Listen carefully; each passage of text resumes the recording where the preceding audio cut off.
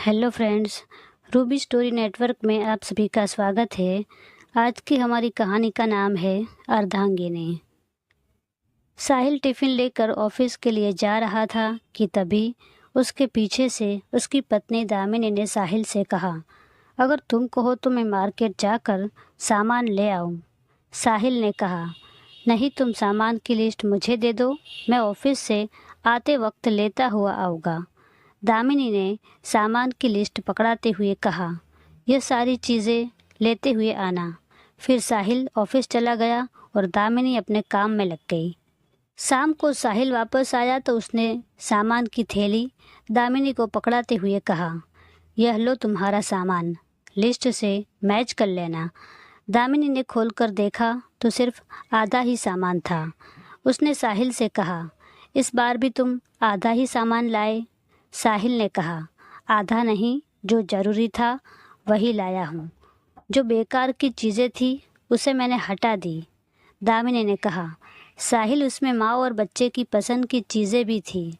साहिल ने कहा, बच्चे और माँ को बोलो जो भी चीज़ चाहिए सीधा मुझसे आकर कहे।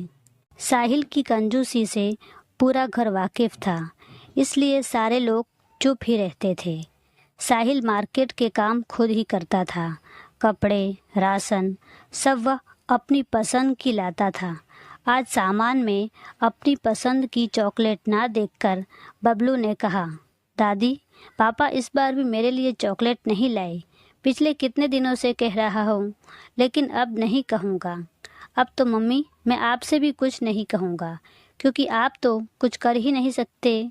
अब मैं भी बड़ा होकर पापा की पसंद का कुछ नहीं करूँगा। बेटे की इस बात ने दामिनी को अंदर तक हिलाकर रख दिया। उसने सोच लिया, अब और देर नहीं करेगी, वरना आगे चलकर उसका परिवार बिखर सकता है। उसने अगले दिन सुबह साहिल से बेटे की बात बताई और बोली, तुम पैसे दे दो, मैं खुद जाकर सामान और चॉकलेट दिला दूँगी, या फिर तुम ही जाकर दिला दो। लेकिन साहिल ने दामिनी को ही झूठा साबित करते हुए कहा कि तुम्हें शर्म नहीं आती? पैसे खुद के लिए चाहिए और बच्चे का नाम ले रही हो। दिन भर घर में बैठे फरमाइश करना आता है? बाहर जाकर काम करना पड़े तब पता चलेगा कि पैसे पेड़ पर नहीं उगते, मेहनत से आते हैं। आज दामिनी के सब्र का बांध टूट गया।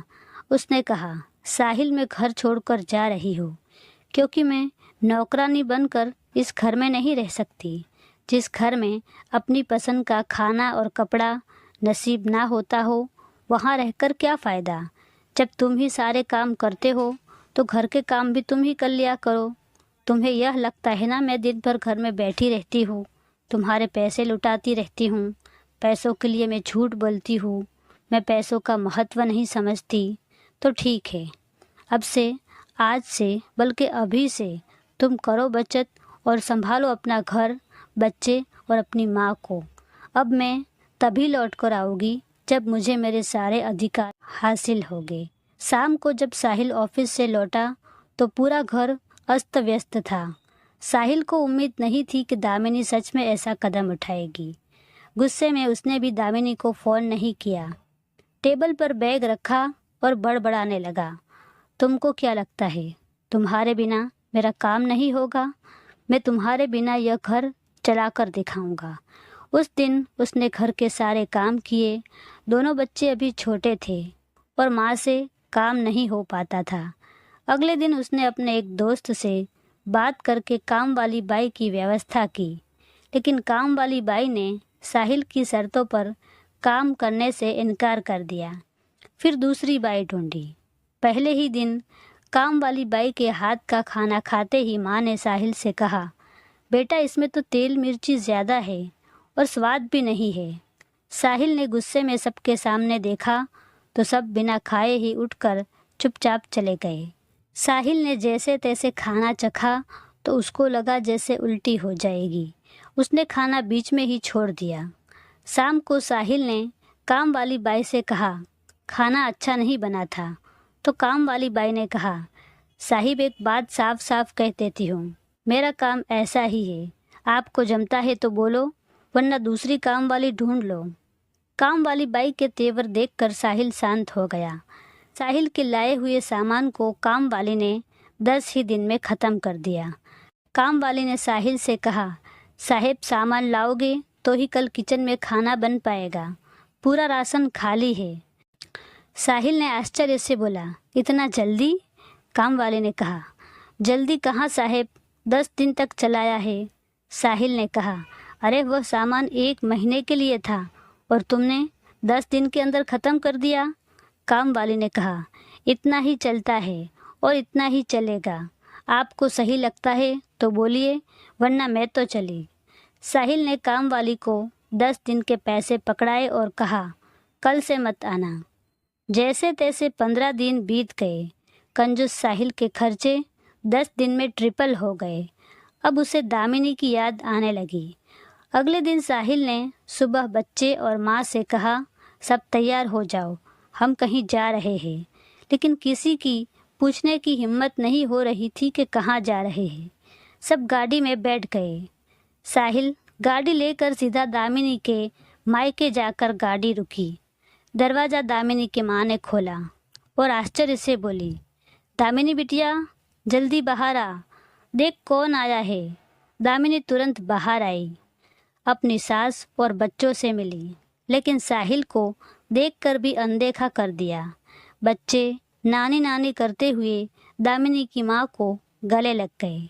दामिनी की माँ ने कहा, समधन जी, बहुत अच्छा किया जो दामिनी को मेरे पास भेज दिया, मेरा भी मन लगा रहता है।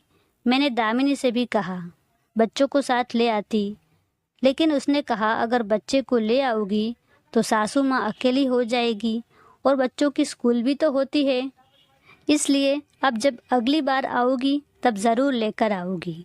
दामिनी की माँ ने दामिनी से कहा, बेटा दामिनी, जा सबके लिए चाय नाश्ता बना। सबको बातों में बिजी देखकर साहिल चुपके से दबे पांव किचन में चला गया। दामिनी को पीछे से पकड़कर कहा, दामिनी, मुझे माफ़ कर दो और प्लीज़ चलो अपने घर। वह घर तुम्हारे बिना अधूरा है। मुझे मेरी गलती समझ आ गई है। अब तुम्हारे काम तुम खुद करोगी। जो तुम्हें लाना करना हो उसमें मैं तुम्हें कोई दखल नहीं दूंगा। फिर उदास होते हुए बोला, यहाँ सब लोग मेरे बारे में पता नहीं क्या सोच रहे होंगे। दामिनी ने कहा, यहाँ किसी को कुछ नहीं पता। भाभी को मायके जाना था और माँ बीमार थी। भाई को भी ऑफिस के काम से बाहर जाना था। फिर माँ ने मुझे फ़ोन किया तो मैं यहाँ चली आई। फिर मैंने भी मौका देखकर उसका फ़ायदा उठाया, तुम्हारी गलती का एहसास कराने के लिए, इसलिए मैंने यह कदम उठाया। साहिल ने कहा, अच्छा, अब तुम जाकर अपना सामान पैक करो। मैं अब और तुम्हारे बिना नहीं रह सकता। आज से तुम पूर्ण रूप से उस घर की मालकिन हो। पूरे रास्ते बच्चे दामिनी से लिपटे रहे और हंसते रहे। सबने एक साथ जाकर होटल में रात का खाना खाया।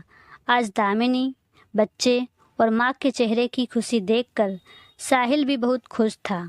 घर पहुंचकर दामिनी ने घर की हालत देखी तो सिर पर हाथ रखकर बैठ गई। फिर सबने मिलकर सही ढंग से सामान रखा। साहिल ने दामिनी के हाथ पर डेबिट कार्ड और पैसे रखे और कहा, यह लीजिए मेरी अर्धांगिनी, जो समझ आए कीजिए, अपना घर संभालिए। और फिर दोनों हंस पड़े। तो फ्रेंड्स, ये कहानी आपको अच्छी लगी हो तो लाइक करना और शेयर करना ना भूलें। Thank you.